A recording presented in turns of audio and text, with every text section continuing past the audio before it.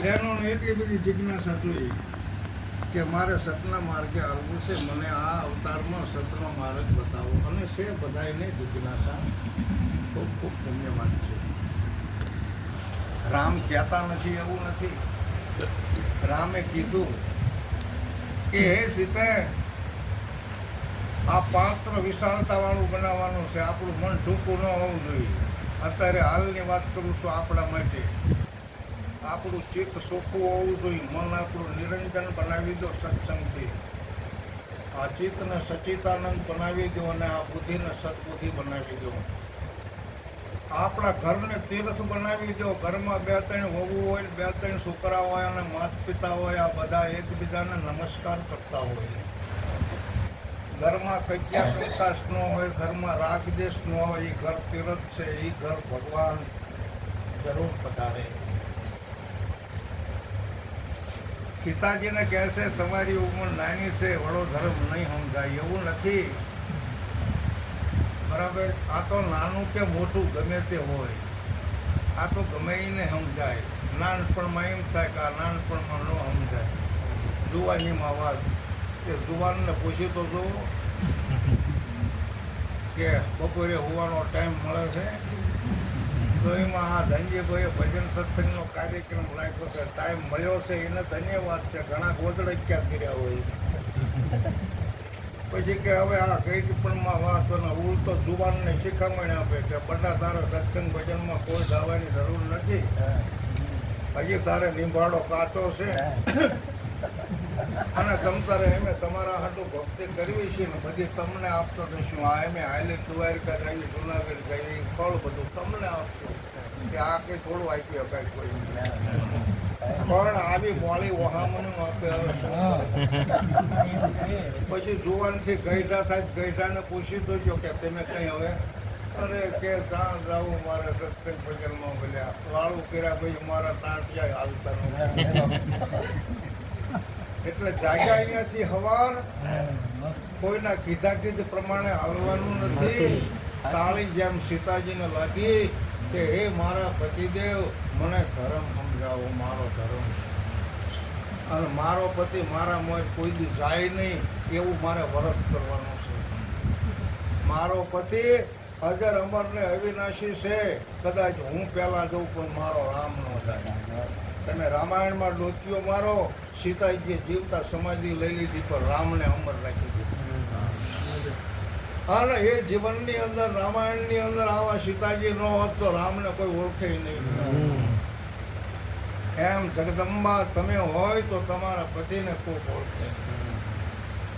ધન્યવાદ છે. બાકી અત્યારે પતિને કોઈ ઓળખતો હોય 5 વર્ષ સુધીમાં, પછી હતો એવો ને એવો થઈ જાય. આમાં સમજણ પડતી હોય ને પડી જાય. બરાબર. 5 વર્ષ પૂરતો મોટો મોટો ગણે, પછી કદાચ પસાડી થઈ જાય ને તો પછી કોઈ ન ઓળખે. હા, પછી સરપંચ હોય, ધારાસભ્ય હોય, સરપંચ હોય. અને આ તો એકઈ નથી બનવાનું. આને તો મહાસંત બનવાનું છે. અને મહાસંતને કોઈ પસાડ ખવડાવે. એટલે તમે મહાસતી છો, તમને કોણ કોઈ કંઈ કરી શકે? તમે મહાસંત અને તમે સુહાગી છો તો કોણ કોઈ કરી શકે? એવું બનવાનું છે. એટલે તેમાં રામજીએ કીધું સીતાજીને કે હું ઘણા ધર્મની વાત તમને જમશે એમ કરીશ. એટલે જન્મ કે બીજો જન્મ કે એવું નથી, પણ વાત કરી છે રામાપીરના અનુભવની છે. કે તમે જ્યારે એમ કે રૂકમણી લક્ષ્મણ જાદવપુરની અંદર જ્યારે અવતાર લેશે, બલરામ બનશે, હું પોતે કૃષ્ણ દ્વારિકાનો રાજા જેવી બનીશ, મથુરામ ભલે જન્મું, અને તેથી તમને વડા ધર્મની વાત કરીશ. હવે જો અહીંયા વડો ધર્મ કેવી રીતે સમજાયો હું તમને કહું. અને એવું આપણા બહેનોમાં અને ભાઈઓમાં આપણામાં બધે છે. આ નિજારી સંપ્રદાયમાં આપણો નિજારી પણ છે. હા, કારણ કે નિજ સ્વરૂપનો પરિચય આપણા ગુરુ કરાવે છે. જોજો, પછી નિરાજ મળે તો નિરાજ પણ છે. નિજ સ્વરૂપનું જ્ઞાન થાય તો નિજારી છે. અને આપણે શરમમાં રહેશું તો આપણો કોઈ પંથ નથી. પતિદેવનો હુકમ થાય એટલે પછી ગમે તે કોઈ ધાર્મિક કાર્યમાં લાગવાનું છે. મારા બેનો ત્યારે બન્યો કિસ્સો કે જ્યારે પોતાના ગુરુ ભાઈની ખબર પડી કે આજ મારો ભાઈબંધ સુદામો આવ્યો છે અને તેથી પગમાં મોજડી પહેરવા નહીં, માથે મુગટની અંગરખાના ઠેકાણા નહીં, લોટ મૂકી છે સુદામા ઊભો રે, સુદામા ઊભો રે, સુદામા ઊભો રે. અને એ સુદામાને પથમાં નાખીને રથમાં બેહારીને રજવાડામાં લઈ ગયા. સુદામા કહે છે કે તારી રાણીઓ, તારા અનુયાયી માણસો છે, તારા આગેવાન માણસો આવું બધું જોશે તો કે તારું અપમાન કરશે, એટલે મારા જેવાના પગલાં તારા ચરણમાં પડશે, તારા મકાનમાં પડશે. અરે સુદામા, તારા ચરણ મારા આ મકાનની, મારા આ મહેલમાં પડવાથી મારો મહેલ પવિત્ર બની જશે. આમ જો કૃષ્ણ લઈ જાય સુદામાને 8 પરાણીઓ, સોના ચાંદીના વાસણોમાં જળ ઉના કરો, જળને માપસર રાખીને આવો રૂકમણી આંપા આવો, મારા ભગવાનને નવરાવાના છે, તમે પાણી લઈ લો. આવું થઈ શકે? થઈ શકે છે ને? છે હું શું કામ તમને નવરાવા હું કહું છું, તમને વડો ધર્મ સમજાવું. તમને ખબર છે ને, તમે સીતાજી હતાનું રામ હતો, તો જે રામ હતા ને રામમાં બોલતો હતો, સીતાજી હતા ને સીતાજીમાં બોલતો હતો, એ જ અત્યારે બોલે છે. આપણે જો સાચા હોવી તો બહેનો છે એમાં સીતાજી બોલે છે, ભાઈઓ છે એમાં રામ બોલે છે. સમજાય તો શરીરની વાત નથી, આ તો બોલતા પુરુષની વાત છે. હા, તો રામ આપણામાં છે કે નહીં? બહેનો તમારામાં સીતાજી છે કે નહીં? પણ પાળો તો ધર્મ છે, નો પાળો તો તમે કંઈ નથી. ભાઈઓ નહીં કહું છું, પાળો તો તમે સો, નહીંતર કંઈ નથી. પાળે એનો ધર્મ. એ રૂખમણી પાણી વેણે અને પહેલા પગ ધોઈ અને સણામત લીધું. સુદામાના પગમાંથી કાંટા કાઢે કૃષ્ણ. લુગડા બધા જૂના ઉતારી નાખ્યા અને નવા લુગડા પહેરાયા. અને જ્યાં કૃષ્ણનું સ્થાનક હોય અહીંયા સુદામાને બેહારે મારો ભગવાન છે. શા માટે? કે એક ગુરુના શિષ્ય હતા અને સુદામાની સ્થિતિ ગરીબ હતી અને કૃષ્ણ રાજા બની ગયા હતા. અત્યારે એવો કોઈ મોટો માણસ બની જાય અને એને એમ કહેવી કે તમે આવો ને સત્સંગ ભજનમાં, ન આવી શકે કે ભાઈ મારું અહીંયા કંઈ પાંચું આવે, મારે બોલ્યા નથી આવું. નામ જો કૃષ્ણ. સુદામા જ્યારે આવ્યા ત્યારે કૃષ્ણ આટલા બધા બની ગયા, માથે મુગટની, પગમાં મોજડીની, અંગરખુની કરી ગળ્યા. આ શું છે? કારણ કે ભગવાનમાંય ભગવાન છે. જો ભગવાનમાંય ભગવાન એટલે પ્રેમ ભાવ, ભગવાનમાં પણ ભગવાન જ છે. એવો આપણે ભાવ અને એવો પ્રેમ હોવો જોઈએ. પ્રેમને વશ થઈ અને તમે જુઓ તો આ ગંજીબની આ ભજન છે તો મહેશભાઈ, જીવણભાઈ, અમારે હિતેશભાઈની બધા પ્રાણી આવ્યા છે. ગંજીભાઈના પ્રેમને અધીનથી અમારે આપવાનું શું છે એટલે એ બધા આવ્યા છે. ઘણા બધા માણસો ગામના આવી શકે છે. ખૂબ ખૂબ ધન્યવાદ છે. આવો જ ભાવ હોવો જોઈએ. પણ આ ભજનની અંદર રામાપીરનો અનુભવ છે. રામાપીર પશ્ચિમ ધરામાં પ્રગટાશે, આપણે પશ્ચિમ ધરામાં જ પ્રગટાશે.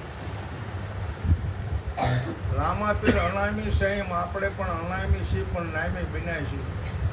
અને નામી બન્યા પછી વળી બહુ નામી આ શરીર આપણને દાનમાં આપી દીધું છે. તો આ બહુ નામી શરીરથી આપણે શું કરવાનું છે? બરાબર, બહુ નામી છે તો દરેક નામનું કામ નથી. આંખ નામ છે, નાક કામ છે, મોઢું કામ છે, જીભ છે, કાન છે, હાથ છે. ત્યાં બધાને જમશે એમ કામ હોવું જોઈએ. આંખોથી કેવું જોવું, મોઢેથી કેવું બોલવું, કાનેથી કેવું સાંભળવું, હાથથી શું કરવું, પગથી શું કરવું. આ બહુનામી બંગલો દીધો, દયા કરી દાનમાં દીધો, સતગુરુની શાનમાં સીધો, પ્યાલો જેને પ્રેમનો કીધો. તમે સ્વ તો અનામી નામી બન્યા કે ધનજીભાઈ નામ, નાથુભાઈ નામ, હિતેશભાઈ નામ, મહેશભાઈ નામ, નટુ મહારાજ નામ. બહુ નામી હોવા છતાં એક નામ, અને અનામી હોવા છતાં નામી હોવા છતાં બહુ નામી ભલે આપણને દાનમાં મળ્યું છે, આપણે એક નામનો આશરો રાખવાનો છે. અને જો એ નામ નક્કી થઈ જાય એને ધન્યવાદ છે. હા, નામ નક્કી થઈ જાય એનું ધન્યવાદ છે. નામ સમોવડ કોઈ છે નહીં. અરે સીતાજીને નામ મળ્યું અને વડા ધર્મની વાત સમજાણી, વર્ષો વીતી ગયા ત્યારે સમજાણી. અત્યારે હું વાત કરું તો સમજાય નહીં, પણ સદગુરુના સાનિધ્યની અંદર આપણે દુઃખતીમાં જવું પડતું હોય છે ત્યારે આપણને સમજાય છે. તે તરત સમજાતું નથી. અમુકને વર્ષો વીતી ગયા તોય નથી સમજાણું. વર્ષો વીતી ગયા તોય નથી સમજાણું. અને જેને સમજાય ને એને પળવારની અંદર સમજી જાય છે. એને ખૂબ ખૂબ ધન્યવાદ છે. રામદેવજી મહારાજ કહે છે, હું પશ્ચિમ ધરામાં પ્રગટ્યો એમ આપણી કાયાને દસે દિશાએ વાંચી છે. દક્ષિણ અને પશ્ચિમ આપણી કર્મ ઇન્દ્રિયો છે.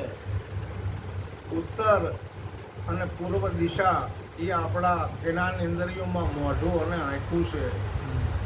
આંખુમાં પૂર્વ દિશા છે જેમાં સૂર્યનારાયણ ઉગે છે, અને ઉત્તર દિશામાં જે મારો સાહેબો આવે છે એ આ બોલી રહ્યો છે.